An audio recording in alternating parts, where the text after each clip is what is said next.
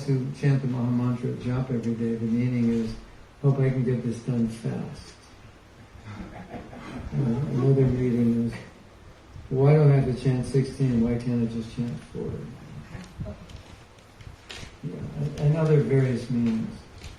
But those are not the actual meanings of the Maha Mantra. The actual meaning, there are many, many meanings, and we're going to sing 4 meanings. But I was listening to a lecture today. Prabhupada said, it was the last thing he said. It was the topic of the lecture, and he summed it up and said, the perfection is to love Krishna. Not to know Krishna, to love Him. That's it. Can you tell me what is the Krishna conscious movement? Yeah, the perfection is to love God. That's it. Because you're going to love someone or something. So when we chant the Maha Mantra, basically what we should be feeling and praying is like, Krishna, I love so many things, except you're like on the bottom of the list. Can you come to the top of the list and the other things to the bottom? That's basically what we're praying for. Right? And all the other things we love haven't really worked out well for us. And if we love Krishna, Krishna says, it's going to be good, and Prabhupada promised it's going to be good. And, it couldn't get much worse than it is now anyway. So if we try to love Krishna, it's bound to go up, right? From where we're at, because we're not that high. So really that's what the Maha Mantra means. But there's some nice meanings that we'll sing here. Some you've heard, some you haven't.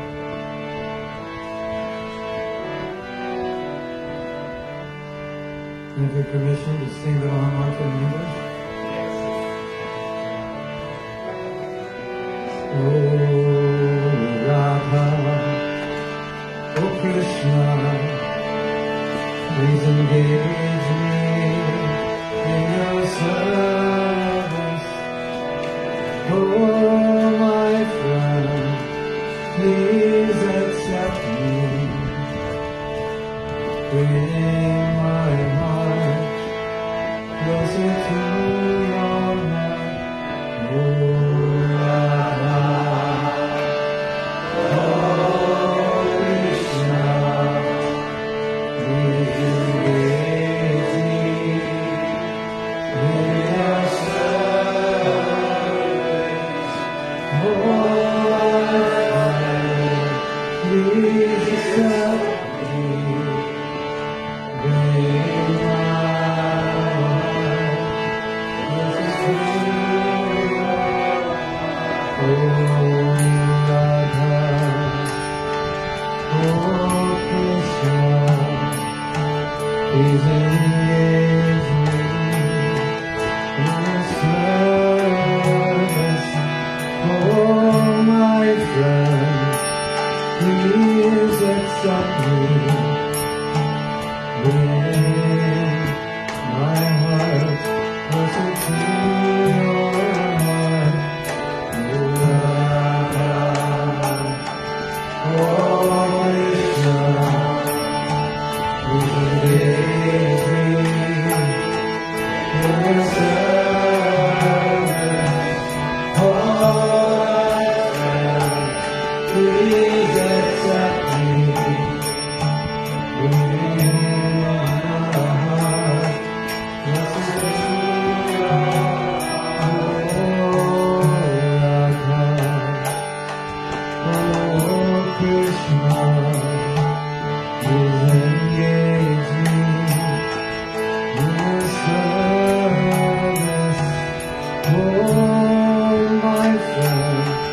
Please accept me. Bring my heart closer to your heart. Oh, Krishna, say it like you mean it. Take me in your service. Oh, please accept me.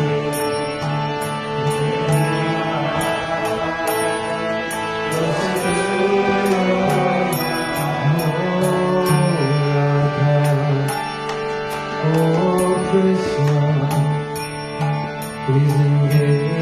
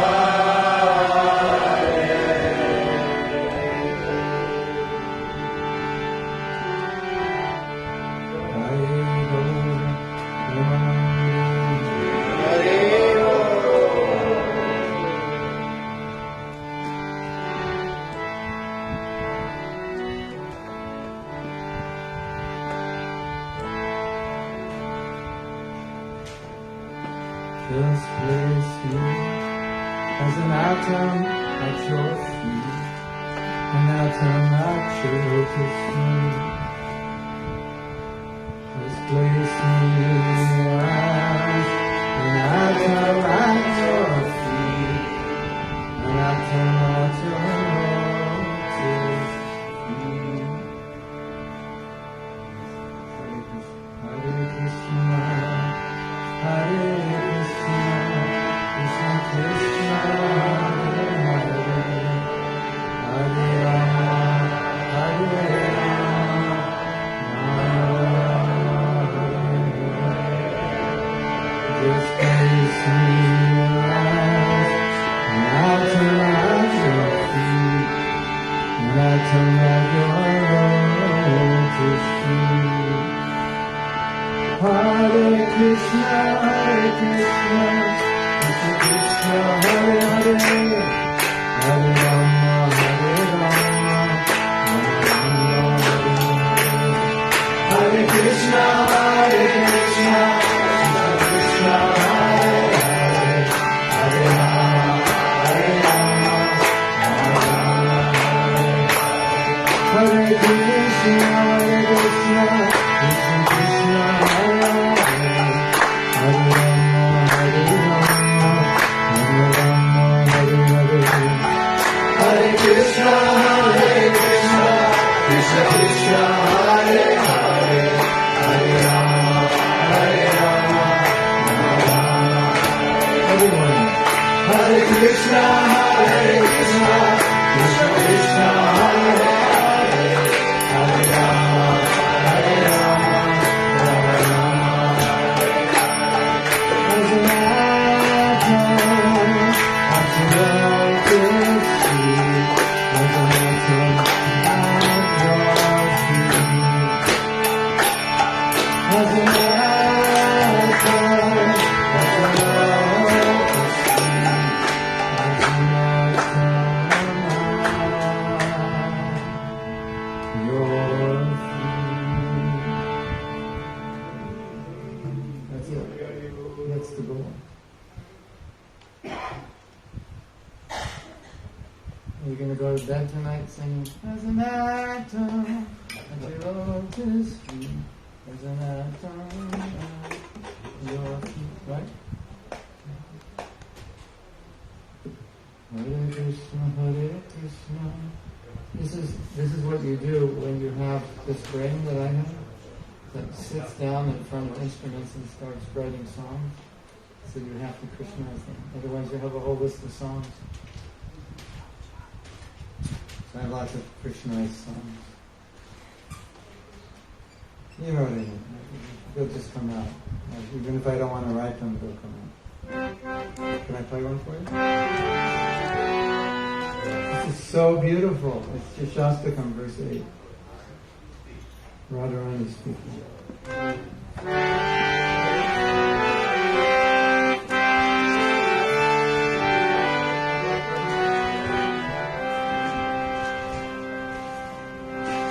You can't love me,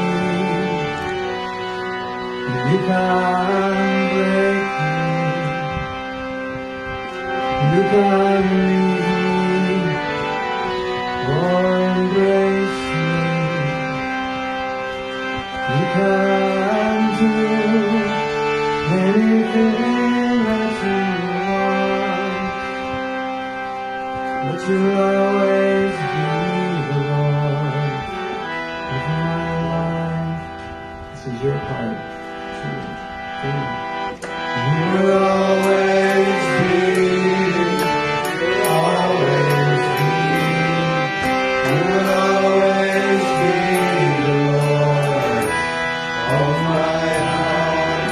You will always be, you'll always be, you will always be the Lord of my heart.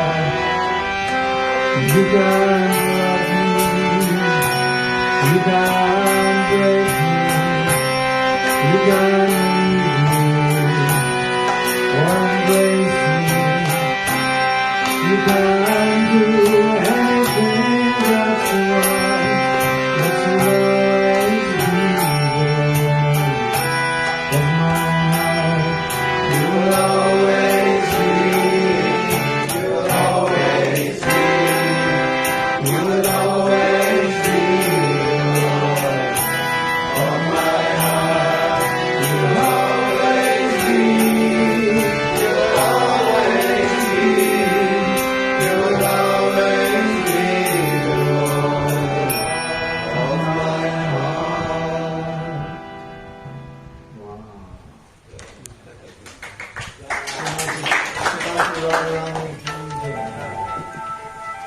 Talk about love. That's it.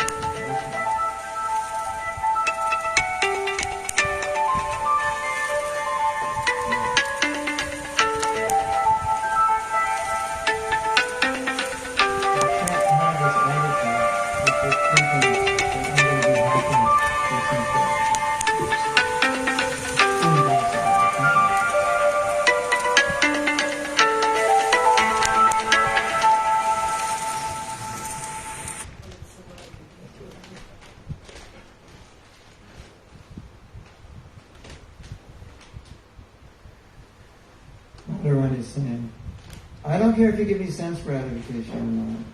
I just want to love you. So she's telling us if we're thinking about what's going to make us happy, you can't really love. It's not what it's all about. And that's pretty much all we think about most of the time. At least in between, when there's spaces between our devotional service and our mind thinking of Krishna, what do we think about? How to be comfortable, how to be happy, what do we want to do, what do we like, what do we want to look at, hear, see, read.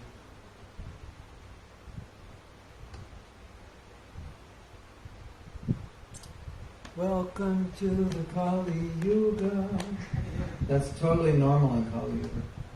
But it's become really normal since the 60s. Since the late 60s, this is like totally normal. Before that, it was not as bad. Hare Krishna. So, I have nothing planned to speak about, but I always like it if you tell me what you want me to speak about, or you just ask questions. That's nice. That's what excites me the most. So I could speak about something that may not be top on your list. So, yeah.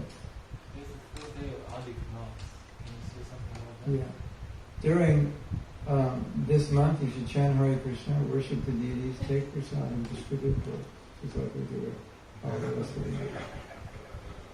It's, especially beneficial for those who don't do those things, at least this month. You know, like Ramadan for the Muslims, they fast. They do some tapasya. So for us, it's a good time to distribute books. We get benefit. Like what's 1,000 times benefit. So just keep doing what you're doing and do more of it. And Prabhupada said that, spreading Krishna consciousness is like the greatest austerity. If you ever do an austerity that gets in the way of spreading Krishna consciousness, that's not good. And Bhaktisiddhanta said that the greatest sadhana is chanting the holy name. So if you do anything that minimizes or in any way gets in the way of your chanting, he said you can't really call that sadhana. Interesting. So once the devotees thought, in the early days, Ekadasi was an inauspicious day, which is why we chant 25 rounds to counteract the inauspiciousness. And they asked Prabhupada and said, no, it's an auspicious day, so if you chant more, you get more benefit. So he said, yes, you should chant more. So then he said, so all the Sankirtan devotees, the ones who are going out to distribute books, they should stay back and chant more. Prabhupada said, no. That's for the people who are staying back to do other service that have time. Then they can increase their austerity. But going out is already the greatest austerity. So. And we just get more benefit this month. Nothing new, same old program. Yes. Excuse me. Yeah.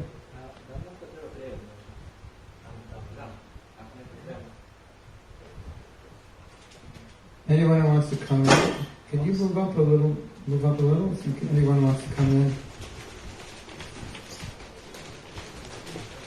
We're making room for you. Hare Krishna, Hare Krishna, Krishna, Krishna, Hare Hare. Yeah.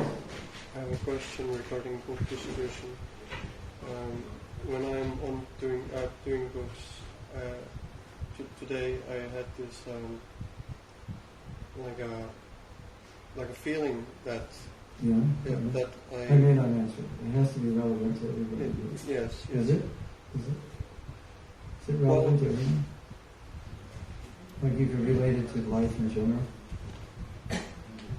Otherwise we'll talk personally. Yes. Well, if it is relevant, then you can ask it. If it's personal, then we'll say.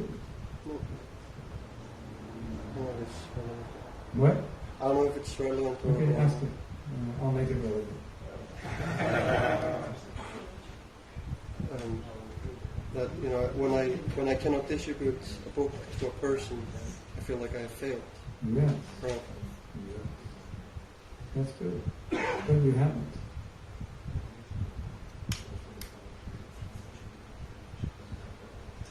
You cannot fail. It's impossible. Unless you sit down and stop trying. Then you fail. As long as you're trying, you haven't failed.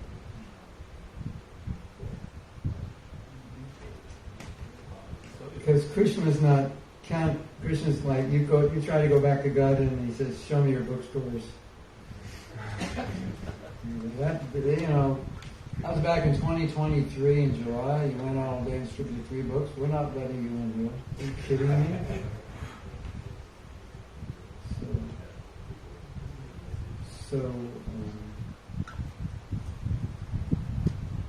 We have a saying in the American military, ours is not to wonder why, ours is just to do or die. In other words, it's just like, you make the effort, whatever happens, happens. Isn't that what Krishna says? Just fight and, whatever. So that's what Krishna sees. And that's what he's happy with. So we should be happy also. Of course we want to distribute a lot of books. We want everyone to get Krishna consciousness. But So you can be unhappy, it's okay. That you have these poor people, you're not able to help them. So it's like, I feel bad. But don't think you're failing Krishna. It's two different things. Yes? Well, I would like to hear your opinion about how to surrender to Krishna completely without having anxiety. You know, very simple. We should be in complete anxiety if we don't surrender to Krishna. We have it backwards. Now, if I don't surrender to Krishna, I'm going to come back and take birth again. So that should put me in anxiety. And if I surrender to Krishna, it'll bring me back to Him. So somehow or other we got it backwards. What if I surrender to Krishna? What horrible things will happen then? Well, we haven't surrendered for millions of lifetimes, and lots of horrible things have happened. And Krishna says in the Gita, if you surrender to me, all kinds of good things will happen. So we actually see it backwards. We're like, God is the only one who loves us unconditionally, and we're afraid of Him. And we fall in love with someone who will exploit us. So, it's like we have it backwards. So some intellectualization, like I'm talking now, and change the word surrender to love. So when Krishna says surrender, just change it to love. Just love me. Now that sounds easier, right? Or you wouldn't even have that question anymore. How can I not be afraid of loving Krishna? You wouldn't be. No, not afraid, but not afraid of Krishna, but afraid of future. I don't know. Yeah, exactly. You should be afraid if you don't surrender of your future. Very, very interesting. That's the way you have to see it. I like your answer. Yeah, like so we think I'll surrender to Krishna and like he'll take everything away from me and I'll lose my job and my house.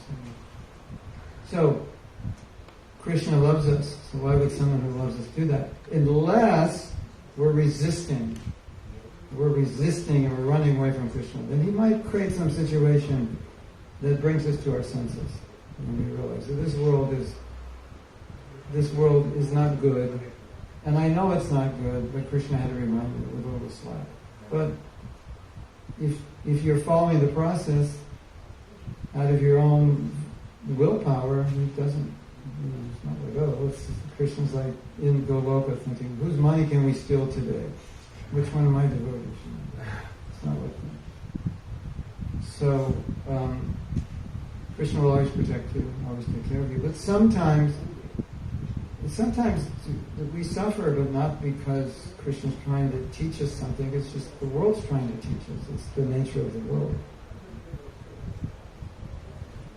If you become Krishna conscious, you have everything you need to deal with everything in this world. You have all the tools, the right consciousness, knowledge, everything. That's beautiful, isn't it? If you're not Krishna conscious, then you have to deal with it, with your own weapons. Our own weapons they're not good enough. So, like I say, this fear of giving up, it's not like if you've ever fallen in love, that's what you do, you give up things. That's what love means. So as Prabhupada would often say, you're going to be attached to something, you're going to love somebody, you're going to do something, say something, hear something, just do it for Krishna, because look what you get. You get eternal life and a loving relationship. And all the love you're looking for here is actually the relationship with Krishna, and you're trying to replace it. You ever have carobs? You know what carob is, right? You ever have carob? Well, carob is supposed to replace chocolate. But I have to frankly tell you, it doesn't. It just doesn't.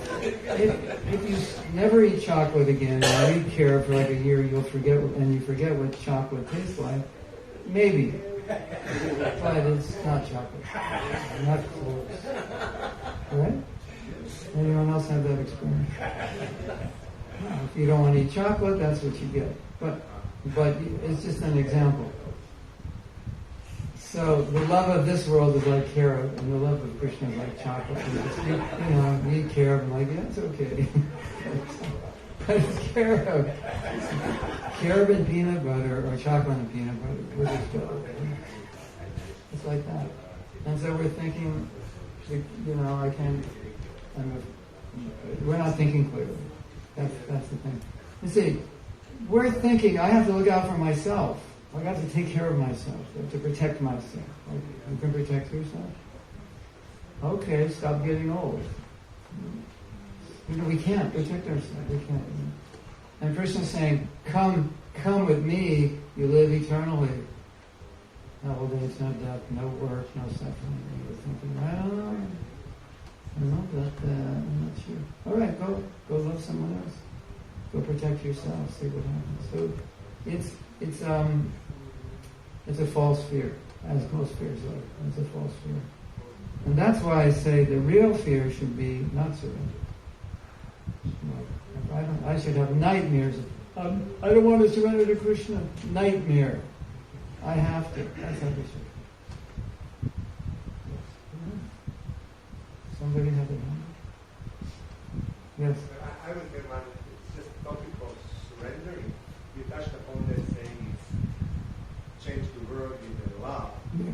But can you say after 50 plus years of Krishna consciousness, is that one of the main principal misconception from the practicant about what does it mean to surrender? Yeah, it is.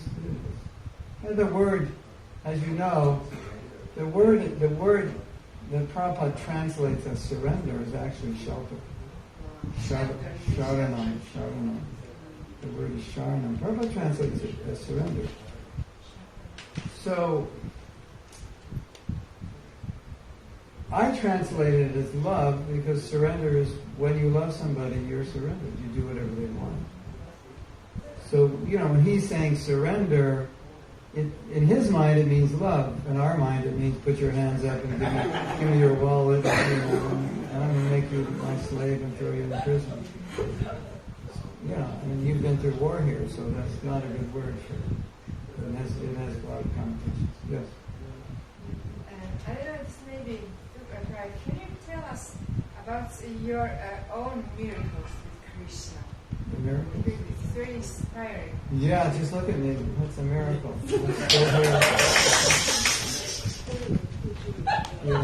The biggest miracle was, if I have any good qualities, like qualities like a sadhu was saying, if you see anything, anything resembling that, that's a miracle. So, I was raised in America. As you know, America is like the most materialistic country in the world. And then I was 15 years old when the hippie movement started. And so right from that age, I was a hippie. And so, you know what hippies do. And so, at 19, I read Bhagavad Gita and met the devotees. And then I dropped out of university and decided to become celibate. And I did it. That was a complete miracle. And decided to stop smoking marijuana and like that, which I was doing every weekend since I was 15. That was a miracle. And I was going to bed at 3 a.m. Moved into the temple. I was awaking at 4 a.m. So that was like totally weird, but that was a miracle. And I'm still here, which is kind of a miracle. I'll tell you the miracles that I have. It's quite interesting because in my life as a devotee, I've had to do things which I'm not good at. Really, it's just you have to do it, but you're not. Like, how do I do this? I have to do so many things I'm not good at, and I always feel like such a fool. And so many times I've seen Christians just come in and like send somebody to do it, or give me some idea, or a book falls off the shelf, the bookstore hits me in the head. This is how you do it, So I've been able to do lots of things, like Krishna just sees, Mahatma's like he's useless, and some accident will happen. You drive it, supposed to go right, you turn left, and then you meet somebody, and they have what you're looking for. Like it happens all the time. Like this gap of what I can't do and what I'm supposed to do in Krishna. fills that and helps me do it. So, and other miracles I see, and this is kind of funny, maybe it's not so funny, but like I wrote a few books, and occasionally, like when we're selling books, I'll just go to the book table and pick up my book and start reading it. And I'm like, I wrote that? Like it's always like it. I go, hey, listen to this. This is really good, you know. Sometimes I'm on the internet and I'm reading an article. I go, hey, this article, I really like this. And the end of the article says, by Mahatma Das. Because, you know, he wrote it like 20 years ago. I don't remember. And there was, during COVID, I was giving lots of classes online, and there was a devotee who in the chat was repeating things I said that she liked. And I'd read them and I'd say, wow, who said that? Because I didn't realize she was doing that. Because I'm saying it and I'm reading it back, not realizing that I go, that's really cool, who said that? And she said, you said that. And I said, okay. So that happens a lot. Like I didn't even know that before I gave class. And I think the other miracles are mercy, when you're getting mercy and your consciousness is like higher than it should be, and you're better than you should be based on what you've done in your life. You shouldn't get such good grades, and Krishna gives you good grades. It's like mercy. So that happens a lot. If you just keep trying, every once in a while Krishna goes, here, then you get some deep realization. You're like a young devotee, but you get deep realization. It happens a lot. And the other miracles, I met Prabhupada. Like, what? You know, that's like, wow. So it's so nice, you know, people can have like everything in this world they could ever want, wealth, followers, position, success, and I think, yeah, but you didn't get Prabhupada, and I did. So it's like, I would not want to trade positions with you. So that's a miracle. And I think it's a miracle we're all here. That even if we didn't meet Prabhupada, we met a devotee. So, yeah. It's a miracle I'm still married. I don't know how I managed that. Somehow or other I became a good husband. That's a miracle. Yes. Yes, if you can say a few words about the Prabhupada. Because many Vaishnavas are speaking about Prabhupada, especially those who met direct. Yeah. If you can say a few words. What was special about him? What was it? Well, from Mahatma Prabhu. What was special? What wasn't special? Yes. You can just, what I hear from Vaishnavas, especially seniors, because of him, everything was happening. But what was really that you got from him, but you were not aware at that time? But it was really... No, we were aware of what we got. It was just mystical how we got it. Like what it felt like, this is what it felt like, and I'm sure it felt like this to everybody. We felt like we got a part of his bhakti, like a part of his bhakti was just like, we were getting it because we were thinking and acting in a way which was not really our level of Krishna consciousness. It was way beyond it. So it was like someone, you know, you come here, you've been working all your life, and you have very little, and someone gives you each one of us $1 million check. It was like that. You know? So I didn't do anything, I just happened to be in the right place at the right time. So it's like, you know, prema bhakti yaha haite, from his heart, prema emanates.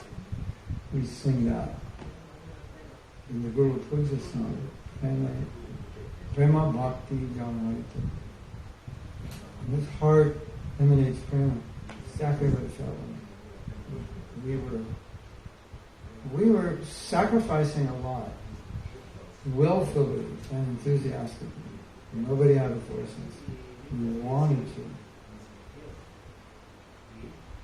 And if you ask us why and how, I think the only thing we could say is it was just like, it's like we felt like Prabhupada was saying, okay, I need an army of men and women to spread Krishna consciousness from nothing. So I'm just going to like douse you with some prema bhakti, so you have the determination, sense control, and inspiration to do it. That's what it felt like to me.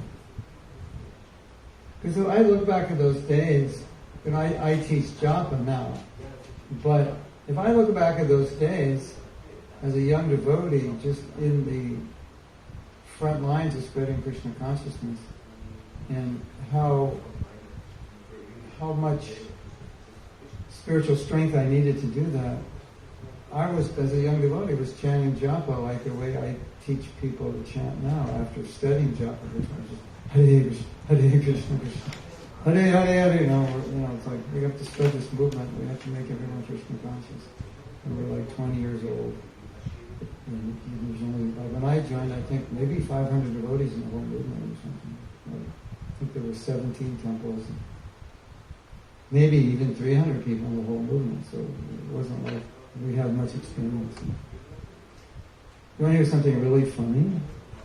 In 1967, I was 17, so the older devotees were like 24. And then one lady joined. San Francisco was 35. And Malati said, "What are we going to do with the old lady?"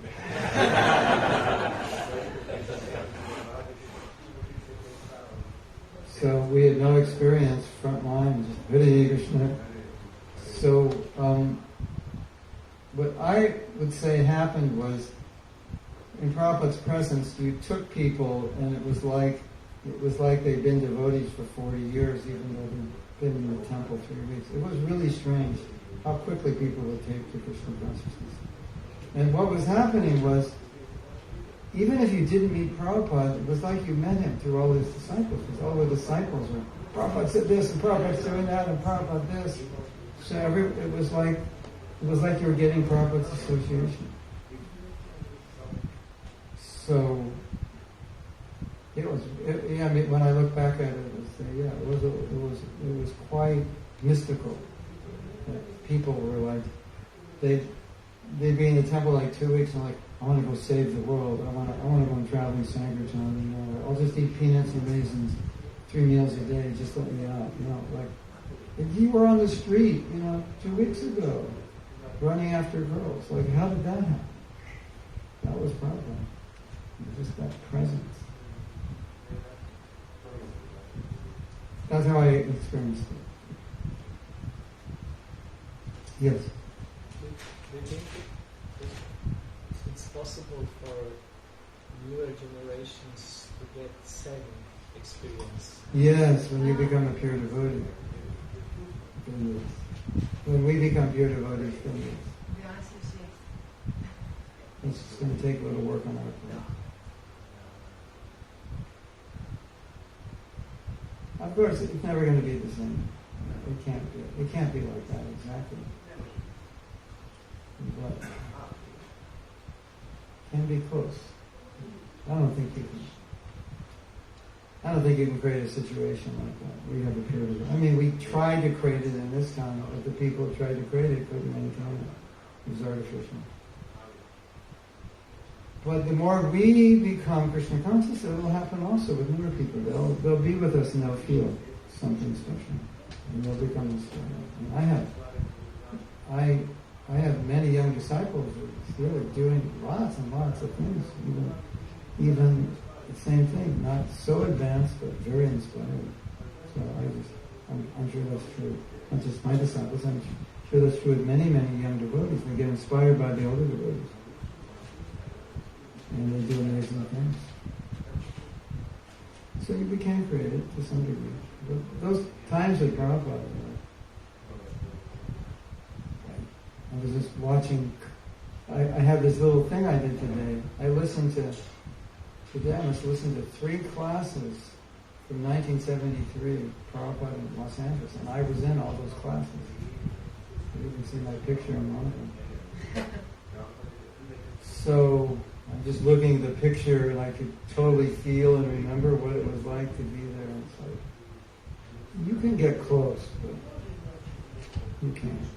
Exactly. Pure miracle. It was like the mood every devotee was in. So inspired. We were so inspired. Yeah. Wow. You know, when Prabhupada left, then after Prabhupada left, I had 7 years. 7 years and 7 years and 10 months or so that I was in the temple before Prabhupada left. So it was actually seven years and 8 months from when I first met Prabhupada. 7 years and 11 months. So almost 8 years that I had with Prabhupada. Not all the time, but when he was here. And after he left, after a few years, I just thought, like, those are definitely going to be the best 8 years I've ever had in my life. No matter how much I advance in Krishna consciousness, I think they can't replace that. It's just so special. Being in that Sangha for a period of living. It can be good and blissful and ecstatic, but different. For sure. And so I feel blessed by that, and that's why I travel so much, and because I feel like, well, I had that experience, and I got something from it, so I should, it's my duty, I should do it as much as I can. And I'm sure sometimes people feel Prabhupada a little bit through me, and if they do, that's a great blessing for me. But at least you know what it's like to be in the presence of an advanced devotee. You feel like surrendering. That's how you feel. There's no hesitation. That's love. Spontaneous. You want to do it. So that's how you can monitor your advancement. You want to do that. You want to do it.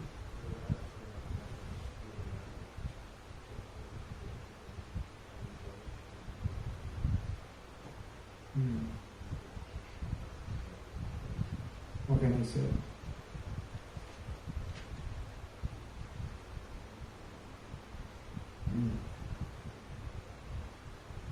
Yeah, we were on the, like, what do you call it? You just go from 0 to 10, like, in a second. It should take you 10 years. It was like that.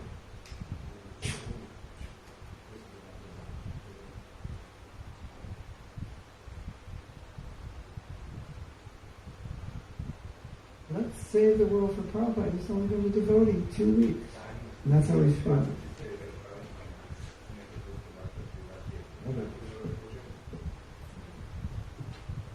I mean, if you think about it, how else could Prabhupada have started a movement from nothing unless he could inspire people to sacrifice?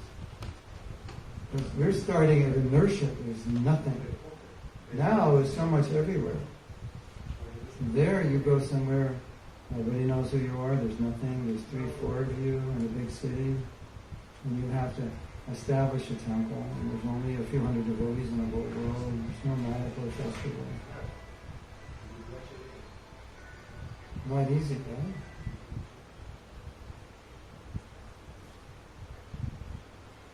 I was in Canada, Vancouver, every day, 4 of us going out, Marinon, 11 to 6, 6 days a week.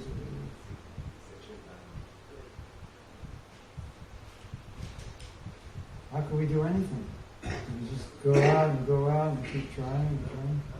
A year and a half later, we have 20 devotees in the temple. 2 temples and 20 devotees. It felt like Prabhupada was just sending it. What do we know? Just sending it because we're trying.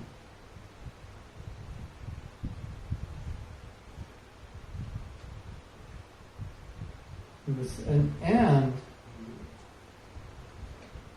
if we could do something to please Prabhupada, then we felt really special. It was like this special feeling to know that Prabhupada was pleased.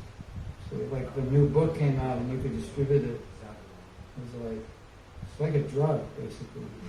You'd sell the book and you'd get high. Seriously. I was telling the devotees the other day that I was telling them in Holland The first time I sold a Krishna book, no one was selling Krishna books on the street. We're only selling Bhakti Raghas. We had these hardbound books, Krishna books that were $8. It was 1971, $8 was like a lot. It was like $50 now or something. So, and we didn't think any non-devotee, anybody wasn't interested in Krishna consciousness could buy a book like that. Because we were only selling magazines for 25 cents. But we thought, well, let's just try. Probably we won't sell any, but let's just try. Why not? It'll be fun to show the book. And lo and behold, we started selling them. And we actually thought, this is impossible, it's not going to happen. We'll just have fun showing them. And then one devotee sold. And I think that day or the next day I sold. And it was so ecstatic, because this is like a brand new book Prabhupada wrote, and nobody's selling it on the street. And it was so ecstatic that I had to go back to the van. We were going door to door in the neighborhood. And it was only 1 block or a block and a half from the van. And we kind of knew time-wise when to go back. So after I sold that Krishna book, I had to go back. And I was so excited I couldn't find my way back. It was like I was intoxicated. I sold the Krishna book! I sold it! Oh my God! I'm running. Which way is the van? You know? I was like, you know. So it was a special pleasure in pleasing a pure devotee. Something that was so dear to me.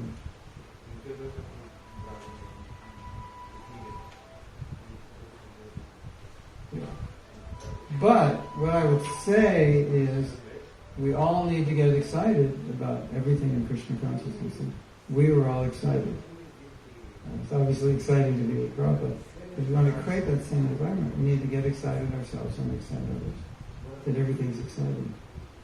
Spreading Krishna consciousness is very exciting.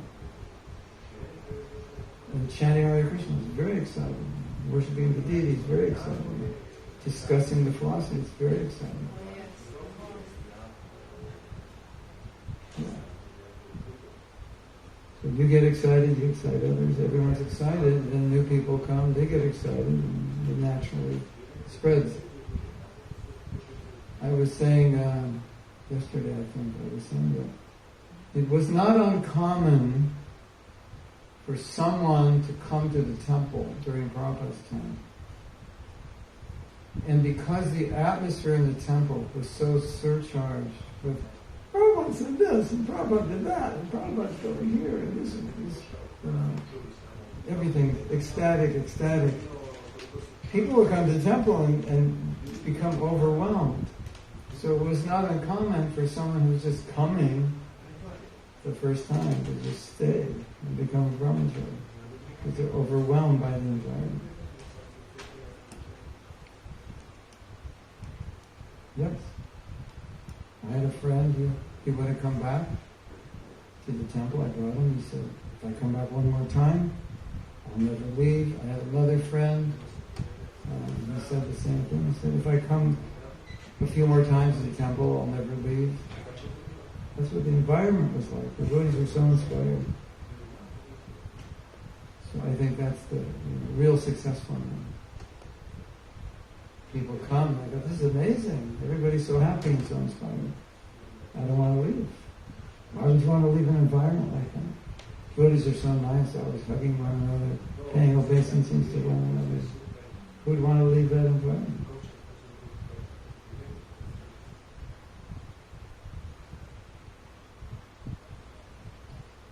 Yes. If I can ask, then this is not a challenging question, just to be on the occasion sometimes.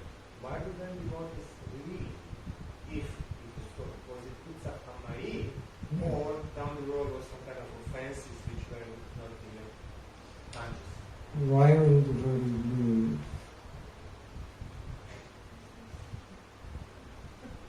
Never underestimate the power of Maya.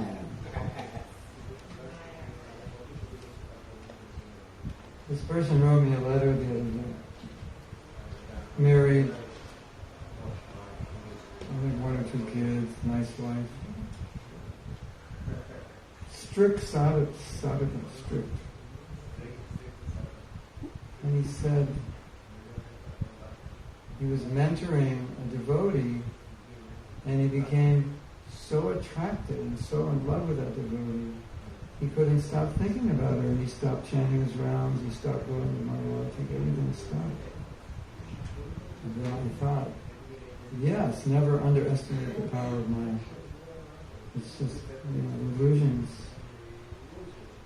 are great. And so I don't think people left because they offended Prabhupada. That could happen. I don't think that was common.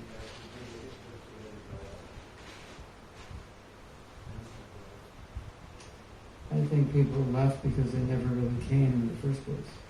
They didn't really, but the people who knew what they were doing and were stable, they didn't. Generally they wouldn't leave. And even the ones that left, when you meet them like years later and they're not really devotees, they are devotees. Because that experience with Prabhupada, it's so real, you can't. Maybe they can't do it, but it's not like they don't think that it happened. What happened was real. So that's also good. It's hard to forget those experiences. But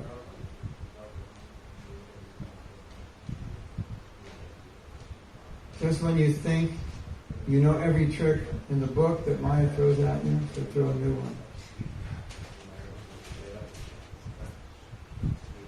And you know the trick she'll throw at you. She'll find your weakness. Right?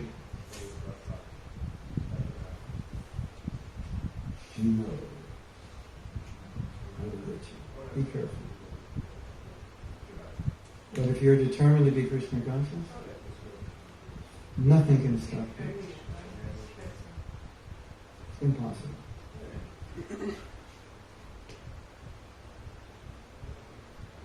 Now you've all met Prabhupada. You're all the most fortunate people in the universe. And if you leave, you'll become the most unfortunate people in the universe. You imagine, when Microsoft went public, and your friends are like, you should buy some of this stock. Nah. Then Apple goes public. You should buy some of this stock. Nah. Then Google goes public. You should buy some of this stock. Nah. And then you look back at your life and go, I'm the most unfortunate person. Because I would have been maybe a billionaire by now if I would have bought those 3 stocks. Like in 1980 or something, whenever it was. 70, I don't know. So, you have Krishna consciousness, you're most fortunate. Don't throw away that fortune for some sense gratification. For a piece of glass. You have a diamond, don't throw it away for a piece of glass. The only thing we throw Krishna away for is sense gratification, which, according to Bhagavad Gita, is not that significant. And it doesn't last that long. And that's a lot. That's like, a big price to pay. No, that's not the right way to say it. How do I want to say that? You're getting very little. That's very little. For giving up Krishna, that's all you're getting. A little sense of enjoyment. It doesn't make sense. Does it?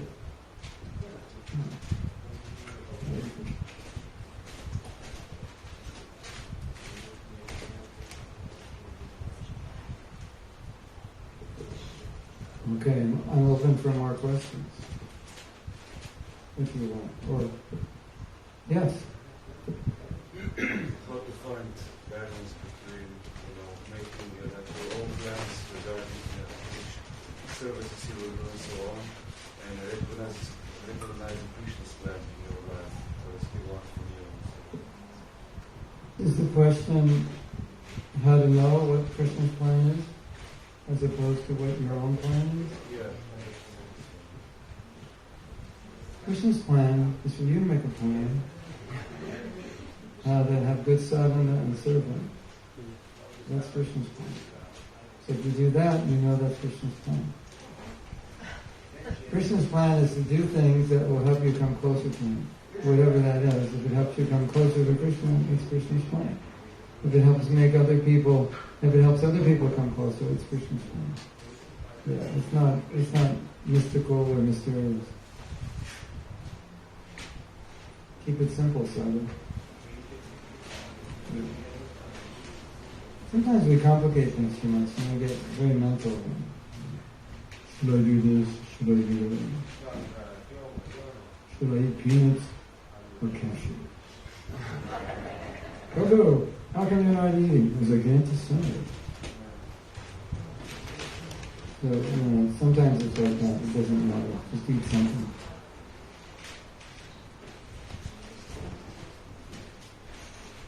Everything in our life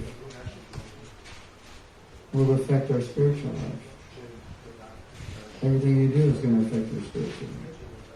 On a material, emotional level, it all affects your spiritual life. So you ask that question, well, is this choice going to help my Krishna consciousness? And it may appear to be not related, but when you start thinking about the choice and asking yourself, how will this affect my spiritual life? Then you kind of know what to do. I can get this job. It's an hour drive and an hour back, and they want me to work 70 hours a week. So you just ask the question, how is this going to affect my Krishna consciousness? And the answer is obvious. It's going to hurt it. So no. So I know. Don't do it. But Prabhu, I can make 200,000 euros every day. All right, great. You'll be rich and in Maya. So what's the point? Richly endowed with Maya. And you'll be in more trouble now because you're in Maya with all that money. So you have to think like that. I was thinking the other day, we have such a wrong conception of marriage. We think marriage is all about, I want to be happy and enjoy. Okay, that's all right. But the point is, as with everything, is to make advancement. So if your bottom line is enjoyment and being happy, so where's the Krishna consciousness going to come? So as long as you think, how is this going to make me Krishna conscious? Then you make good decisions. Because you're understanding things in the correct way. If you think, how is this going to give me enjoyment? You're going to be in trouble. Right?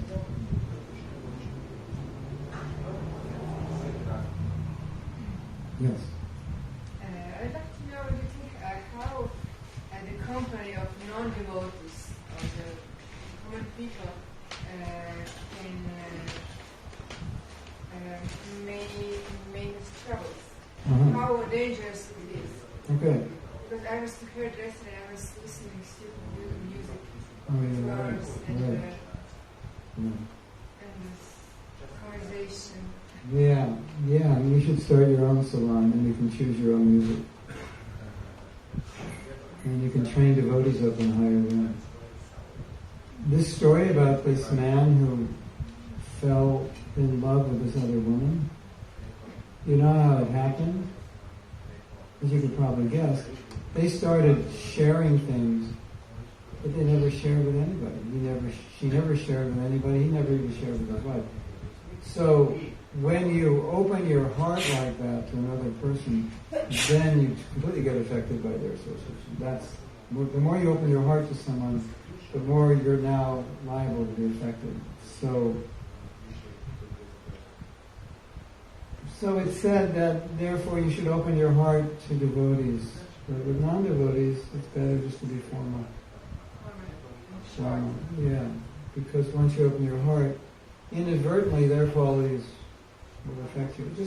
Just like we say, we shouldn't eat food unless it's cooked and offered by devotees and offered to Krishna, because the consciousness of the person is cooking somehow or other. We may understand or not. It's in the food. So a person's consciousness, if it gets in their food, it directly is going to affect us in their presence, obviously. So, formal, be formal. Short and wear headphones if you can. Listen to your own music. I guess that's impolite, because you have to talk to them. I would suggest looking for spaces where you could inject some conversation that is more meaningful.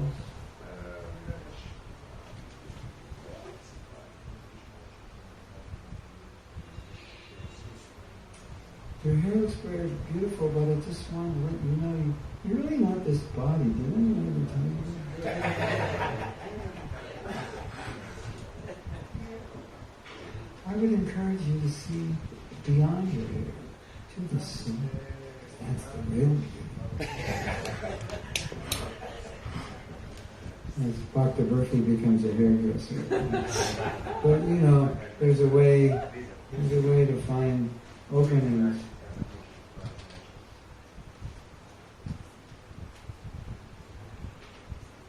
I guess a hairdresser should also be a therapist, right? These people open up to you. You can start being a therapist as well, spiritual therapist. Yeah. So if it works, then we'll open salons all over the world, because we'll find that will become the new best way to teach Krishna consciousness. Did that help? You want association with devotees. You want to minimize association with non-devotees if their association is detrimental. So just keep it formal, minimal and formal. But this opening the heart, that was stated by Bhaktivinoda Thakur, and said association means opening your heart. And that's, Lipa Goswami says, that's how you associate. You open your heart and you reveal what's in your heart. So when I read that letter, and he said, we're revealing what's in our heart, and I said, look what happens. This is how you become close with someone. That's how they became close. Interesting, isn't it? Yeah. Yeah, good.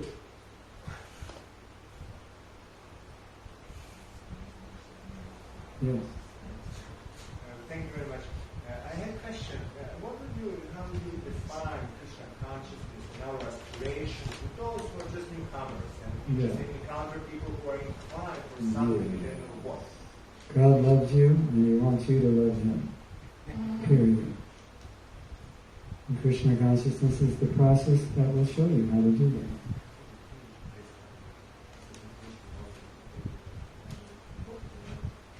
That's it, right? You're trying to love so many things. Krishna consciousness means take that propensity, love God. He already loves you. Half the job's already done. You just have to do yourself. Right? How does that make you feel? God loves you and you don't even care. And He has to come down all the way from up there to convince you to love Him and to come back to Him. And still, we're like, I don't know. If I like it up there, taking my chances, kind of like going to Las Vegas. I don't know. And Krishna's saying, you can trust me. I promise you, it'll be okay. You'll like it. I don't know. And Krishna's saying, come on. We'll have fun. I like you. Why don't you like me? What did I ever do to you? Come on. So, I love you. God loves you. Just love Him back. That's what He wants. And, solve your problems. Simple, right? It's the whole Bhagavad Gita. Bhakti Shastri, finished. God loves you, you love Him. Who needs Bhakti Shastri? If you do the whole Bhakti Shastri, you study Bhagavad Gita, Nectar of Instruction, I'm putting him out of business right now. He'll never have to teach it again. All you have to do on the first day of class is say, Krishna loves you, just love Him, Bhakti Shastri, finished, If you can repeat that one sentence, I'll sign your Bhakti Shastri degree. Because I know the essence. That's the essence. And if you have Bhakti Shastra and you don't know that, or you're not doing that, then I fail you. I revoke your Bhakti Shastra degree. You're not worthy to have it. That's it.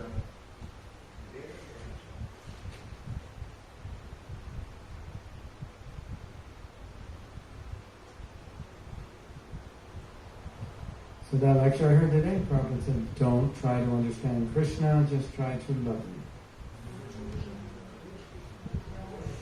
That's it. And you don't try to love Krishna, you're going to love something, someone. Right? Can't avoid that. Right? Okay, what do we do now? Celebrate? Yes. I would have one more question.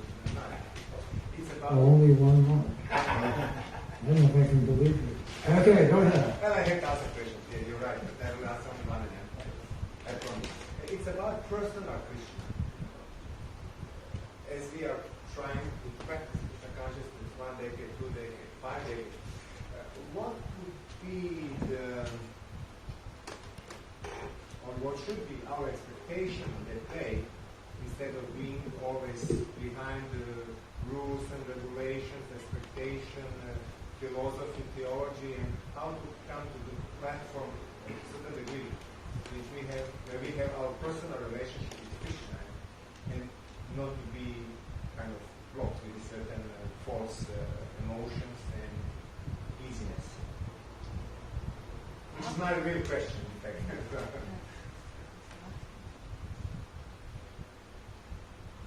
Well, let me say one thing first.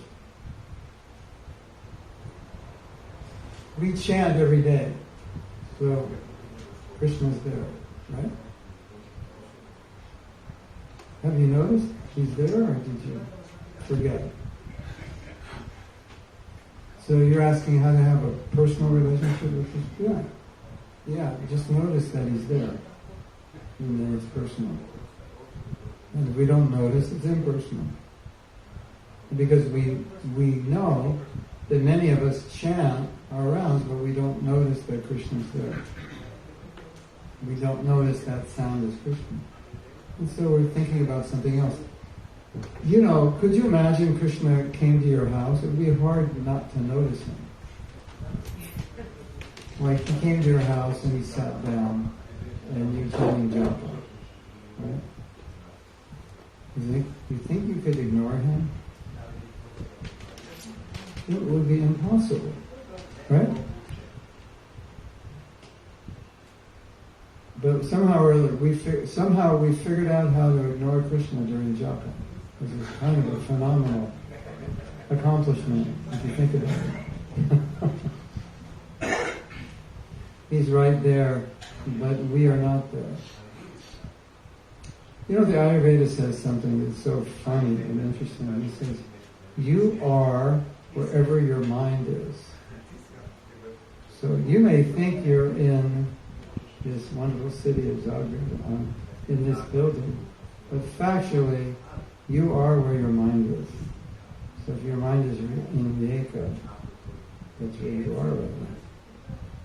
If your mind is in a plate of prasadam, then that's where you are.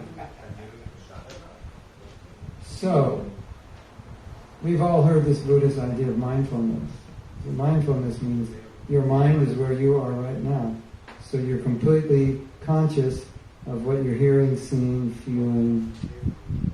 You're present in this spot. But as soon as your mind starts thinking of something that's not what you're seeing and hearing and tasting and smelling, you're somewhere else. And we do that all the time with japa. Yes or yes? Yes. Not always. Not always. Yeah, not all the time. Sometimes all the time. Not always. And I hope very little. Yeah. And I wish for all of you never. That's why I teach japa workshops, so that never happens. But it's common. Right? So it's not like It's not like you have to develop a relationship with Krishna. Until you do, you'll have no relationship, because he's there when you chant. I don't realize it fully, but it's there. He's in the deity, I don't realize it. It's not like there's no relationship. Right? Does that make sense? So it's just awareness of the relationship.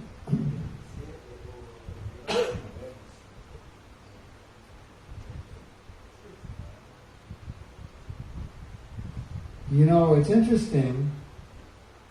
Devotees are not impersonalists, because we're not trying to become Krishna. But we can be impersonal in relationships. This is different. When I say impersonal relationship, I don't mean like I'm trying to become one with you. It's basically, I'm not treating you like a person. So sometimes we deal with Krishna impersonally.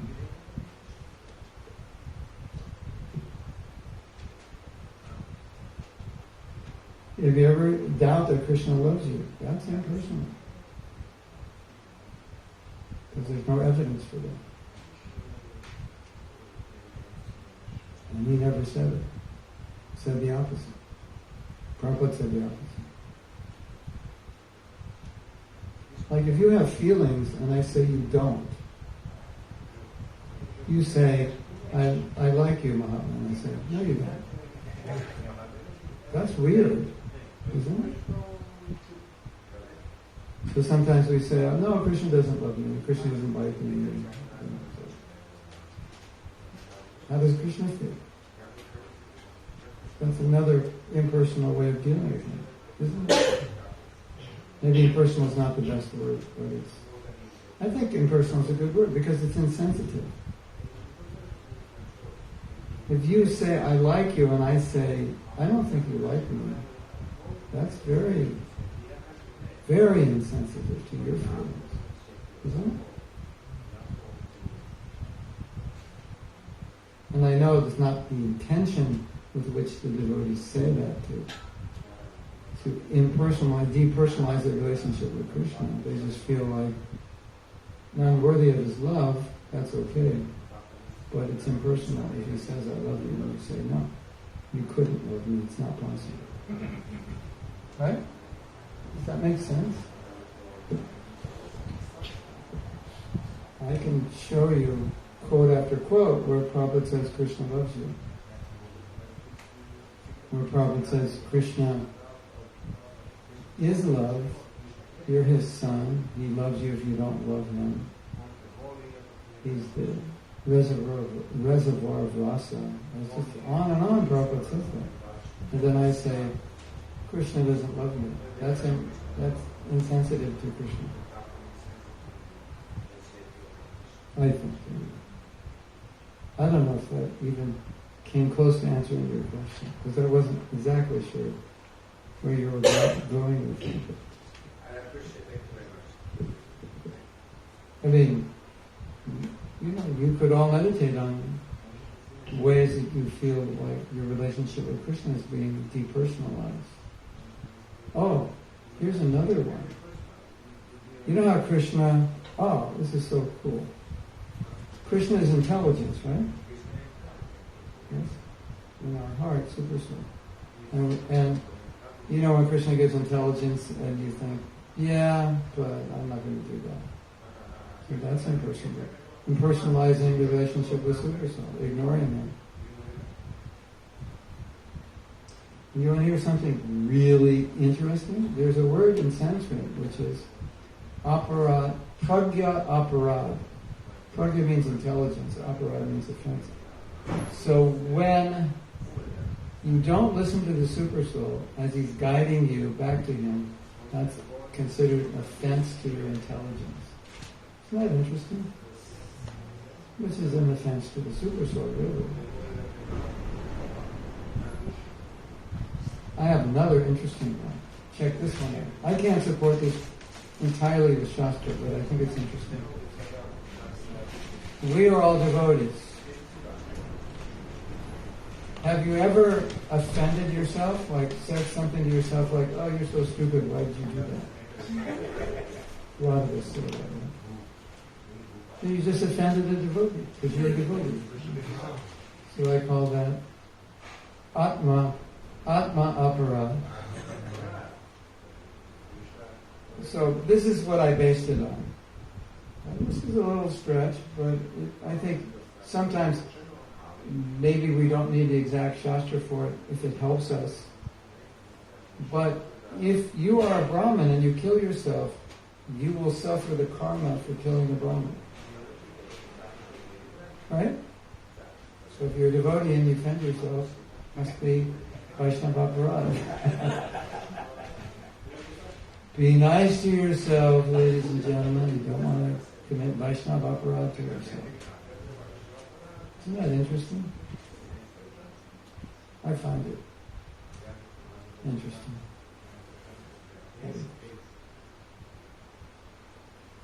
So what's next on the program?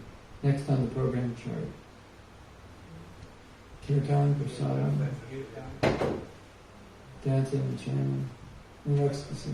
Okay. All right, thank you very much. Srila Prabhupada ki jai. This is my first time to Zagreb. I was invited last year in Rijeka to come here, and I think I said yes, which is why I came, just to make sure I'm not going back on my word.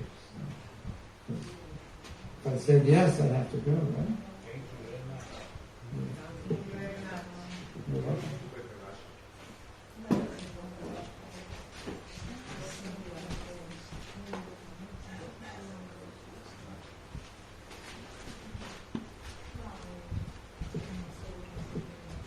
Let me say something about this shirt. A lot of devotees, karma's like cooking, whatever you cook, you have to eat. So, a lot of devotees say, something bad happens, and they say, why did Krishna do this to me? That's like cooking a meal and burning it and say, why did Krishna burn my subject? It's like that. Like sometimes we think, I don't understand, Krishna's making my life so difficult. Well, maybe you're making your life difficult. So that's this idea, that sometimes we're looking for the cause as some mystical cause. Krishna's sending me a message. When the message may be that he's not sending any message. You're just making mistakes and getting the consequence of the mistake. And that's the message. Don't blame me when you stick your hand in the fire, because you're not paying attention while you're cooking. That's like atheists have these stupid arguments. If there was a God, why would there be suffering? It's really, when you dissect that argument, it's like really stupid. Because the opposite side, that means if there's anything good in the world, there must be God. If there's anything bad in the world, there's not God. It's just a stupid argument. Have you ever burnt yourself while cooking? You know how you touch the pot to pull the lid off, and the lid is like 400 degrees. And so stupid. You realize you just weren't paying attention. There must be no God. I burnt my hand. Or Krishna was to me. He wants to teach you something. No, you just weren't paying attention. It's that simple. So, I was just thinking about the t-shirt. I thought I would mention it. Because it's also implied in the t-shirt. And we heard a funny Russian saying the other day. If you're ugly, don't blame them. Don't get angry at the mirror.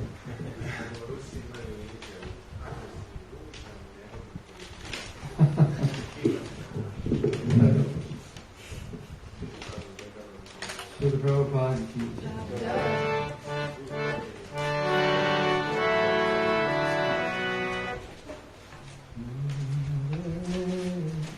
Krishna.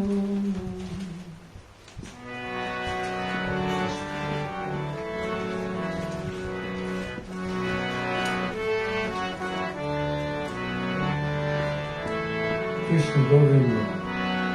Hare Krishna, Hare Krishna, Krishna Krishna, Hare Hare,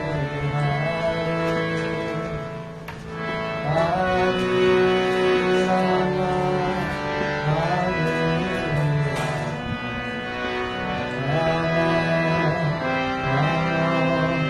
Hare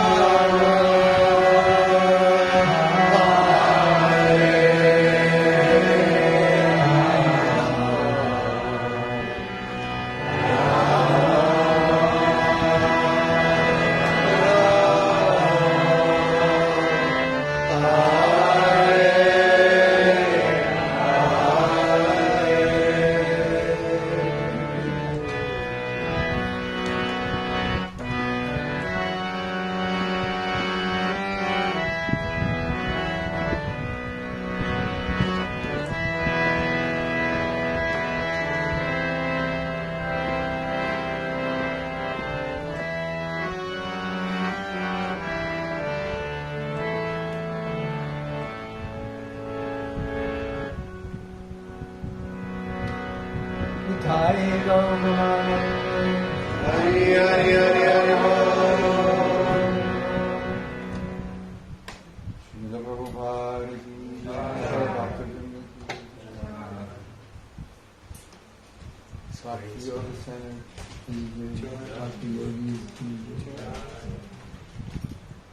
His Grace Mahatma Prabhu ki Jai. Hare Krishna. Thank you, Mahatma, for some shot on it. Yeah.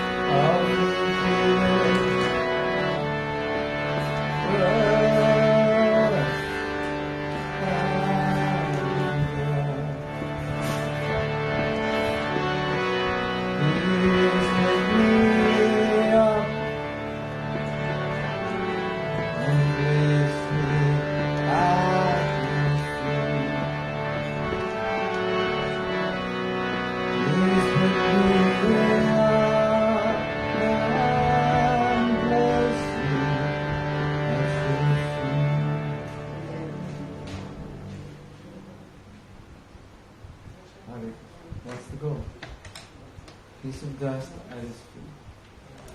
That's what the answer to the question is. How do you explain Krishna consciousness? The goal is to become a piece of dust at the Lord's feet. That's it. Hare Krishna.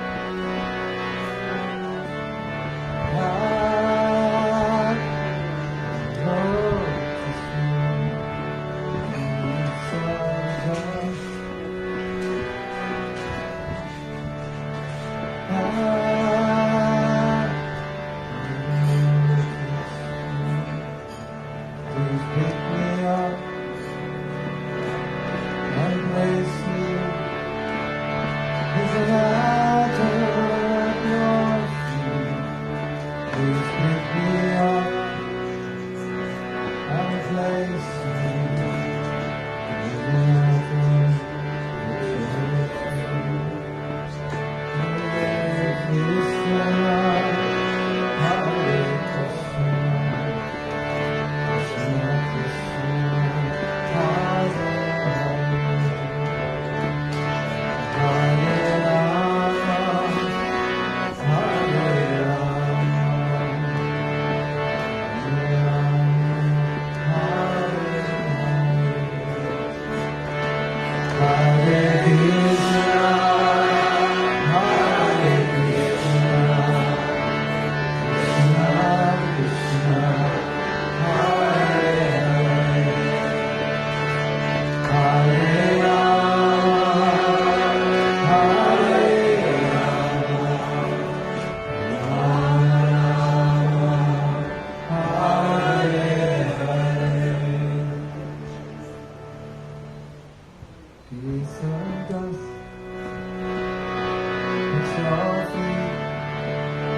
I just wanna be just at your feet.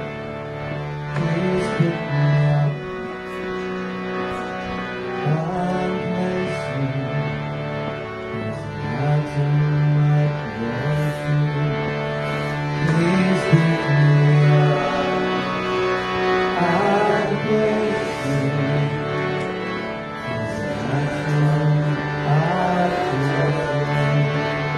Please pick me up and place me as an atom at your feet.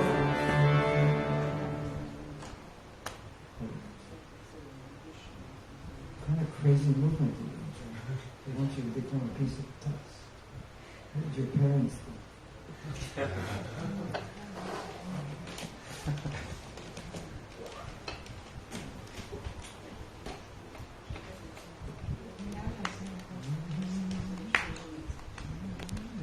This is recorded on there because I'll forget all this. Yeah.